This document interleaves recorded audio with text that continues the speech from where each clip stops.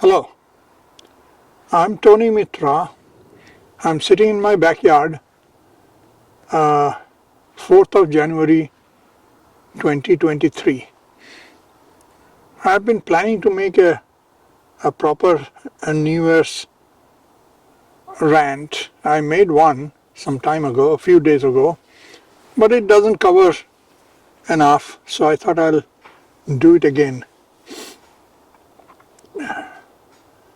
In the last 4 years or so, the world has been changing extremely rapidly,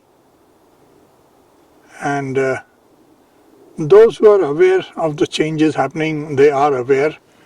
They are trying to adjust to it. Some of them understand that the changes are going to be not so good for the common man. Their rights are going to go away, their wealth is going to go away, their prosperity is questionable, continued prosperity is questionable.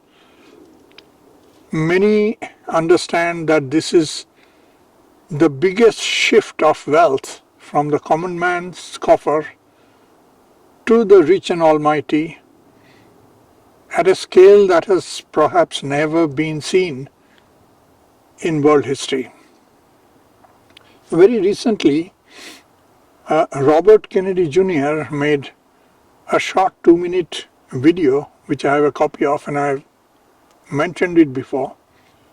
He says the same thing, that the biggest shift of wealth is taking place, and almost $4 trillion, $3.8 trillion have already been shifted from the pockets of the common man to a handful of super rich globalists, oligarchs, whatever you want to call them, and that the world has created more than 500 new billionaires in just the matter of the last few years, ever since the pandemic was declared. Okay, so this is a good background to talk about, and many people are beginning to understand it. Some are beginning to form groups to resist it locally, but this is a global phenomena. I have my reservations of whether local groups can handle it. Yes, the resistance should be local everywhere, but that the groups can be disconnected from each other in local small scale operations, I have my doubt. So I'm making this video to cover some aspects of it that is perhaps not being talked about properly. I have my own style of speaking. I'm not very fast. I ramble a little. I take my own time. So what could be said in 3 minutes, I end up taking 15 minutes to say it. And I will never become very popular as a blogger partly because of these. But that's okay. I'm not trying to become a famous blogger. I'm a thinking human. I think I have something to say that is not being said, something that is relevant, and I say it. That's about it. If anybody listens, that's fine. If don't want to listen, that's fine too. But I did say that I said it. Now, a few things that I would like to mention here is, for example, India. India is not a big player in what's going on in the world today. You hear about it passingly. But India is a good example in my view. I know more about it because I was born there, but this doesn't mean that India is the only player that is worth mentioning. There surely are many more that I do not know enough about, and it's for the others to bring those issues to the forefront. Now, the age of regime change. As you know, regime changes happen. It's a fact of life.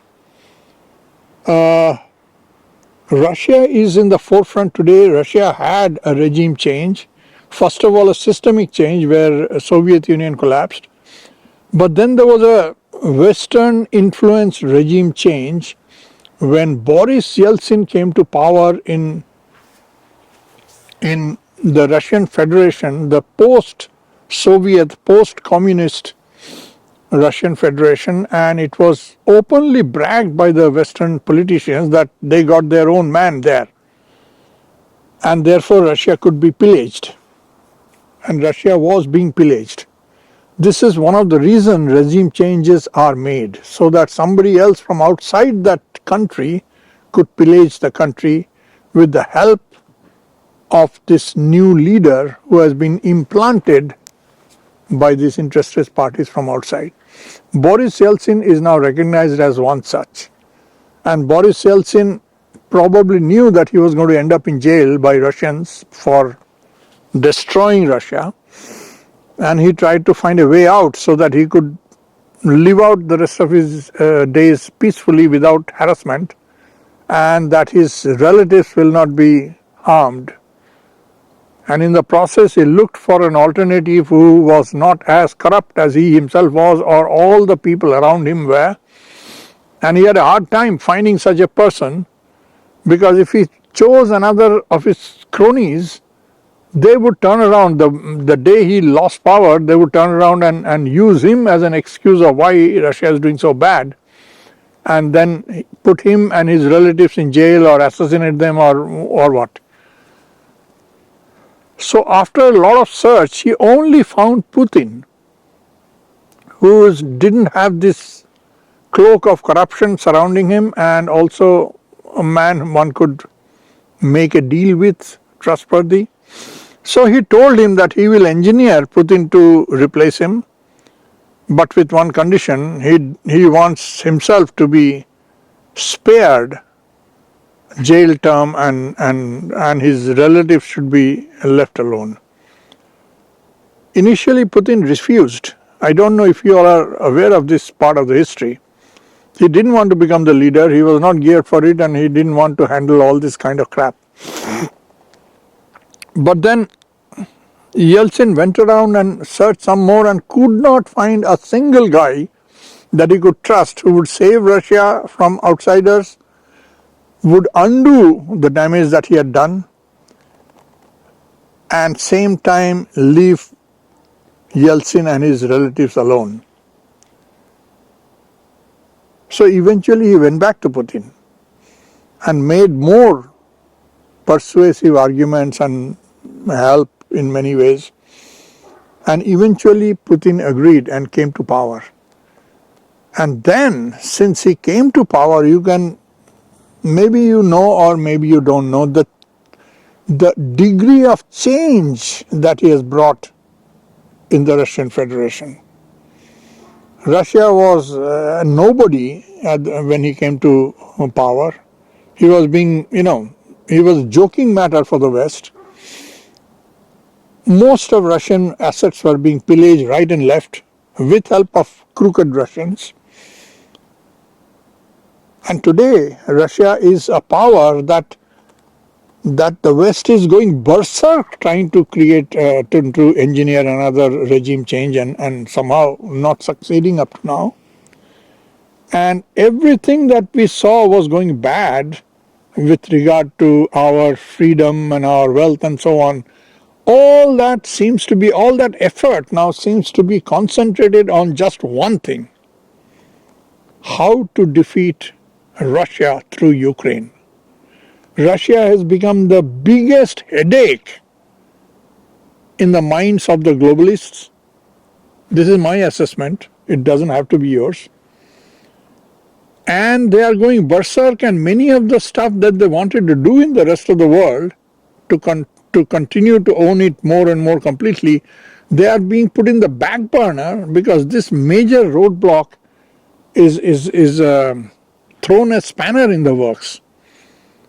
Russia has become, knowingly or unknowingly, the symbol of resistance against these globalists. This is something that needs to be contemplated and understood a little bit. Putin is not having an easy time. He has got enemies everywhere outside of the Russian Federation, and he has got enemies inside. There is hardly any leader or country today that has as many enemies around as Russia does. And still, so far, Russia is not only standing, but just compare the amount of sanctions, economic, the amount of military help through Ukraine, the amount of soft power being used, the amount of economic hardship thrown to Russia by kicking it out of SWIFT system, kicking it out of all international organizations. There is a UN cry to kick Russia outside of United Nations Security Council. Everybody everywhere is against Russia, and Russia's economy is still chugging along fine, while the rest of the world is beginning to stumble. It needs a little bit of thinking about it. How did this happen? Why is it happening? What is going on behind the scene? I have thought a long and hard on these issues, and I don't see enough people talking about it properly, and this is why I end up making my videos. The issue is now coalescing to a situation where Russia is not alone. Russia is not alone, and this is important to understand. Earlier, everybody that mattered were the Western countries and countries affiliated to the West. They controlled everything. They had all the power, military, economic, soft power, hard power, everything. And they all went against Russia. The question itself is should be asked, why Russia? Why not just ignore Russia and go on with your plan? Why is it important to destroy Russia first of all before you can proceed further? Why? What is so special about Russia? This is one question that has never been asked properly. According to me, the globalists, whichever way you want to define them, the deep state, the globalists, the new world order, whatever you want to, whatever adjective you want to put on them, for them to control the planet, to own the planet, they have to own Russia. They can do without some small little country here and there, Timbuktu, let it go, it doesn't matter. But Russia matters so much that without owning Russia, you cannot own the planet. It's important to understand this properly. Why is it important to own Russia if you want to own the planet? Because Russia is the biggest prize on this planet. It is the biggest prize. It has the largest amount of landmass and the largest amount of commodities, whether it's oil, whether it's gas, whether it's chromium, whether it's gold, whether it's, you name it. Without Russia, you do not have half the planet. And if you cannot own half the planet, then you cannot own the whole planet, because the other half will kill you. So it becomes imperative that Russia is owned. And Russia under Putin has stood up and said, enough is enough, we are not ready to be owned by anybody other than Russians. So this is the crux of the matter. It is important to understand it. Now, I said it before, Russia is no more alone.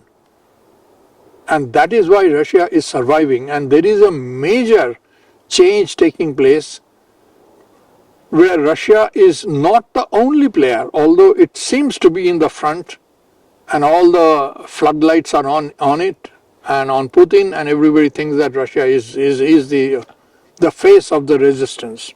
But no, Russia is the spokesperson and most visible person at this moment, but there is underlying shift taking place. The ground is shifting under the world's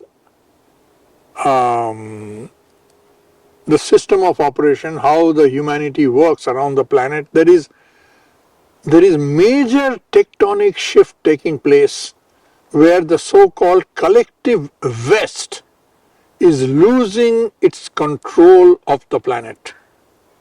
not just by Russia, but because of tectonic shifts that include many more factors than just Russia. But all those factors are aligning in a way in support of Russia. So it is becoming a world war of a different kind, the West versus the rest. And that is at the root of what is going on. It started off might be as a pandemic or something, but it is not ending as one. It is ending as a global war, a Mahabharata. In the Indian pantheon of literature, there is this kind of world war that concentrated in India only, where every king, every kingdom, there are hundreds of them, took parts on joining this side or that side, and there was a major battle of good versus evil. It's called Mahabharata, the Great India War. Bharat is India. And it's an epic that has survived here thousands of years, and it is based on which endless number of movies, folklore, tales and so on has happened, and it's still happening. Lots of gods and goddesses were involved in that, or humans that became godly down the line, such as Lord Krishna. And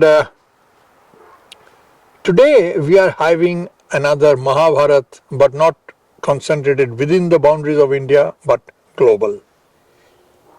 There is a serious effort to make wholesale regime change in every country that is not willing to follow one side of the battlefield leadership, that is USA, the US unipolar hegemony.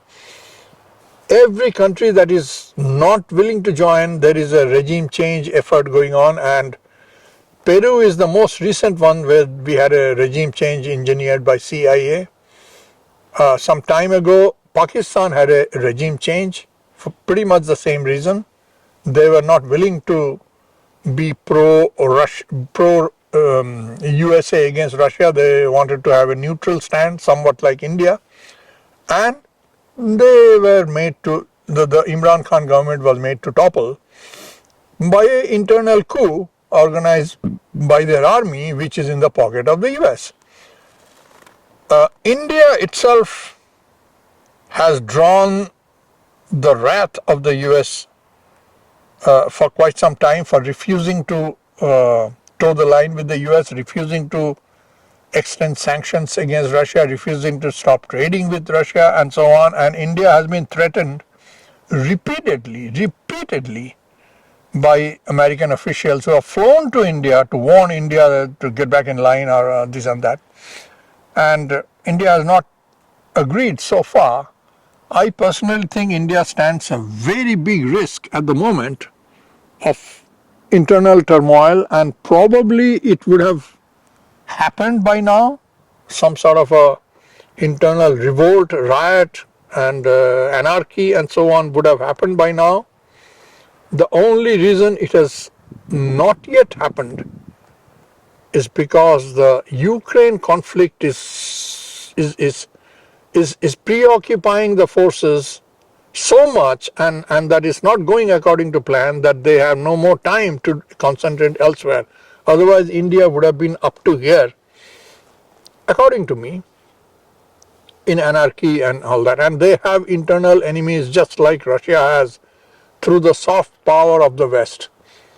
This is called, you can call them leftists, you can call them liberals, you can call them progressive. There are various kinds of means. You can call them Western educated, English savvy, politically supposed to be informed class. Basically, they have all identified the current leadership as fascist. If you are not with the US, you are a fascist. No matter what you're a fascist. You're same as Putin, who is a fascist. Everybody who is anti globalization and anti-US hegemony is a fascist. I mean, that's a common, useful term you throw at somebody who is not agreeing with you. So these groups are all biting at the bits to start this struggle and bring the government down and put up somebody and they say, hey, we got freedom back and we got democracy back, we saved democracy. This group is chomping at the bits in India. I know that. Most of my friends fall in this group. I mean, some of them will not open their mouth because they have nothing inside here, so they can't open their mouth without looking idiot. But some of them who are not idiot are actually busy thinking how to destroy India, not maybe purposefully, but they think destroying India is necessary in order to save India. Aligning with USA is the only way you can reach divinity. There is no other way. You have to toe the line with Washington and then you can reach God. So this mentality is not only in India, it has been there from a huge horde of Indians who have migrated and settled in the West, and they are the ones who are influencing their relatives back home because they are sending their money back home and all that. And the entire social media thinks no end of these guys because they made it. They reached USA, they reached heaven. I mean, there is nowhere else you can go better than that. So this crowd is all in every country. In India, it is particularly strong. So is the case with China. So is the case with Russia. This is the internal revolt that the countries are facing. But then again, if you look at Russia, it's a good example. Many Russians support Putin but don't want to talk about it. They're afraid to talk about it. There are many ethnic Russians even in Canada who are afraid of Canada because they're Russians, their assets can be taken away. I mean, Russian assets are being taken away, stolen by Western governments, starting with the USA. So this ripe situation for a worldwide turmoil, world war from within, the situation is ripe. And if one is not careful, then this will bring in major regime change, which is happening even now, although you don't know about it. But again, countries that matter, Saudi Arabia, Iran, or India, China, Russia, they are controlling this issue, and they are in my view, becoming the next flag bearers of the alternative system, the so-called alternative to the unipolar US hegemonic system. This is what we are watching now. It has much more to talk about, but this is the okay. Let's go back to another aspect of India. How many of you knew about it, including those who live in India or are from India? 3 years ago, in 2019 or so, about 18% of, less than 20% of Indian households had running water.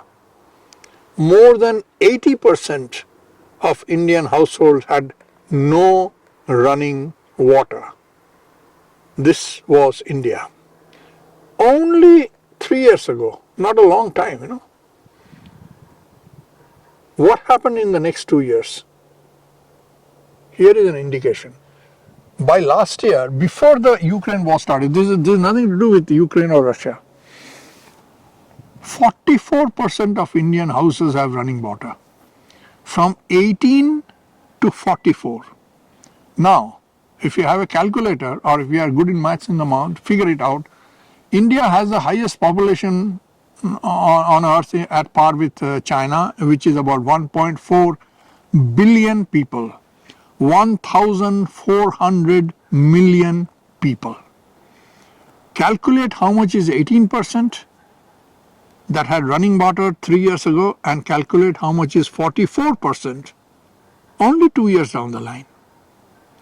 Calculate how many million people got running water in a matter of 2 years. Just 2 years. and try to find out another country who has made this rate of progress this fast. You will find none. Zero. Nobody even that comes close.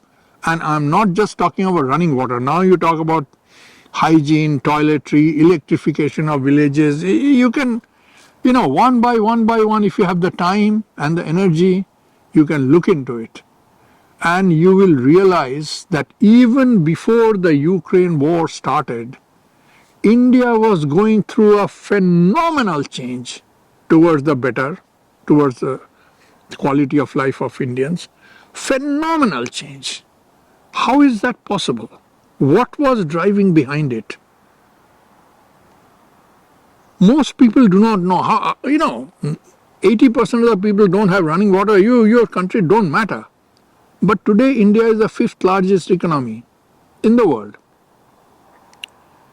Who are the four ahead of it? Well, obviously USA and China, and then Japan and Germany. Even UK has been taken over. France, every other European country, barring Germany, has been taken over by India. Nobody knows about it. They say that in the next 2-3 years, India will be the third largest economy with only USA and China ahead of it. The world is changing. It's changing right in front of our eyes in a manner that you cannot even imagine, cannot fathom. So, talk about G7. G7 was supposed to be the 7th most powerful nations on earth.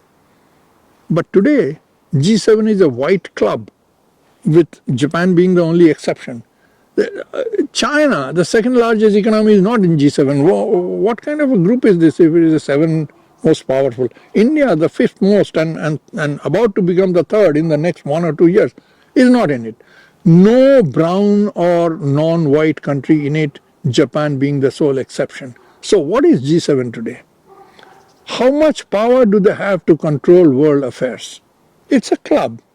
You can make any club. You can make its male-only club, its white-only club, its English-speaking only club, whatever. That's your right. But what relevance does it have to world economy? You tell me. Everybody today is talking about BRICS. 5-10 years ago, nobody even heard about BRICS. What the hell is BRICS? Now people are saying BRICS is the alternative to G7. BRICS is the alternative to the petrodollar or dollar-based global currency reserve. BRICS is the alternative to the United Nations Security Council. They are throwing all kinds of things at me. What the hell is BRICS? It's just an association of non-West countries, as far as I can briefly say. It started with RIC, that is RIC, Russia, India, China. It started with just 3 countries trying to come together to make some arrangements of how they might trade and deal with each other and so on. And then Brazil as B joined and South Africa with S joined, it became BRICS. And now Saudi Arabia, Iran, Turkey, Venezuela, more and more countries are applying to join BRICS. BRICS is becoming the new League of Nations, United Nations, G7, G20 replacement. How did it happen and why did it happen? Well, if you have to give credit for one country for making this happen, that's Russia. Russians do not get credit for it, but they are the best diplomats par excellence in the world, where they make alliances without taking away rights and trying to boss around, like USA does. I find that this year, 2023, is going to be again groundbreaking